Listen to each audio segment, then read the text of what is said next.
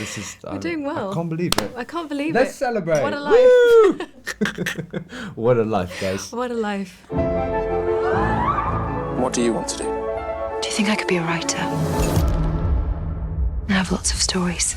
It's lovely to talk to you both about Emily. Emma, I feel like you had no choice but to love the rain filming this. Yes, it's true. There was no escaping it at all. God is in the rain. Yeah, God is in the rain. God is in Yeah, there was a lot of water. I felt sorry for you. Like, you got drenched. Yeah, I did, but it was part of the charm, and it was great to be up there. I loved being in Yorkshire. We were there for 6 weeks on location the whole time. And there were rain machines involved. There was real rain involved. There was also a cold shower and an actual shower involved at one point. So it really exploring all of the levels of water, the levels that one can be drenched at. The glamour. The glamour, yeah, love exactly. She was heroic as well. Heroic. Genuinely, I never saw you complain once about being, because it's freezing as well in It was pretty March cold. or April. It was all for the art. All for the art. Emily, how did you write Wuthering Heights?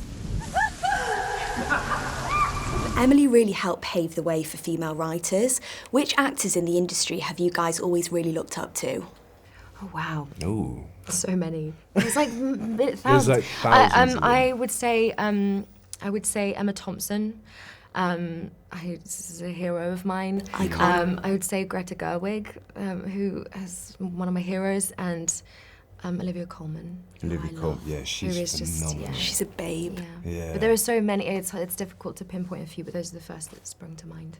My brain cannot think of a single male actor. They've all apart from evaporated. Finn. Finn, what was I Whitehead. going to say? Finn. Who's in our film. Yeah. The lovely Finn.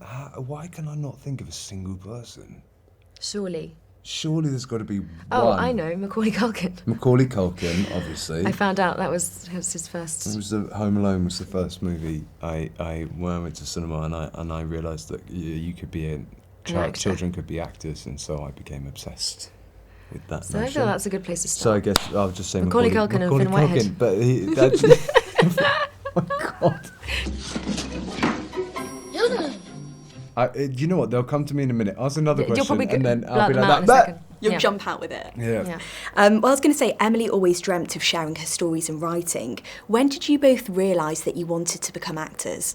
Apart from when you watched Home Alone. Home Alone. Home Alone was Home his- Alone was his decisive Was moment. my moment of, and it was stupid as well because I was about 5 or 6, and I don't think making any decisions at that age. and then carrying that through your life is a smart one. But hey, here we are. Here we are. It worked out. All thanks to Macaulay Culkin. All thanks to Home Macaulay. Alone. Yeah. Yep. I didn't have a decisive moment. I just did a lot. I just played a lot when I was a kid and played lots of imaginary games and bossed my brothers around and told them how to play. I think, and then put on went shows. and put on shows for my parents, and then went to uni. And then when I left uni, decided to become an actor, moved to London, and do all of that jazz. So yeah, a lot. I've reduced that quite a lot, but it was a whole journey. It was a whole It's a journey. beautiful journey. If you weren't actors, what do you think you'd be doing? I'd be working at the UN, probably. And I said that with Wow. such, because that was my dream, was to work in international politics in some respect and work with NGOs and everything, which can still happen. But that was kind of my thing. And I would be Emma's assistant. You know, there's still time. Still There time. We is, can there make is. these dreams come true. There's a scene in this with a mask that gave me real Haunting of Hill House vibes. How well do you think Emily would cope in that world? In the I don't think any The of Haunting us. of Hill would- House? I Oh my don't think any of us make it out alive. It's terrifying. She would thrive. She'd probably be fine. She'd be like, "This is fun." But this is what this is what's so incredible about the movie is that there's this the bravery and the Ferociousness. ferociousness of her, and the not willing to conform to what society needed or wanted specifically from women at the time. I think Frances captures that so brilliantly. So I feel like Emily Bronte, she'd just be a walk in the park for her Yeah. in Hill House. Yeah. I can kind of see that. That mask really, really freaked me out. Yeah, it's pretty terrifying, huh? Did anyone take it from set? No. Oh, I like don't pull know. pranks with the mask? Oh, actually, no. Finn actually did that because I'm like, contrary to Emily Bronte, the biggest scaredy cat in the world. Like, I will get scared of anything pretty much. Like a slight sound will be ha, and so it's terrifying. And I think Finn maybe one time did a little mask prank. It was terrifying to shoot, though. It was. It took us like it really was. 2 or 3 days. I think we did that scene, and we kept running. Because we never really, Francis didn't cut into it in any way, so we kind of, any time we were on close-ups of you boys or the girls or me, we kind of just ran the whole scene. And it's like a 5-6 minute long scene. It's quite long. And so it was kind of draining, but so exciting to do it as well, because it felt like a real piece, it felt like not a theatre piece, but almost, do you know what I mean? Because it was like it was a real moment in the film, and it really changes the tone of the movie. And we had so much time as well to we really, Francis was so particular about rehearsing that scene. So yeah, it was great fun. Yeah. Any man can speak. What I want to know is, can he actually do? Do what?